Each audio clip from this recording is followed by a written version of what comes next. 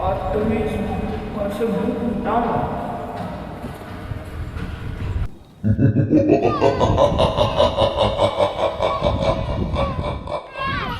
क्यों मुझे खाना चाहिए? नहीं, तुम मुझे खाना नहीं दोगे तो मैं तुम्हारा भूख बदल दादा कुछ भी नहीं, हम इस मुच्छड़ को कुछ भी नहीं देंगे। नहीं।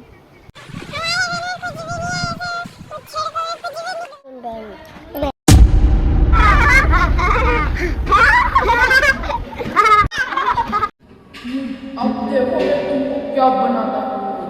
ओम क्लीम क्लीम क्लीम और लेट्स गो। रास्पबेरी।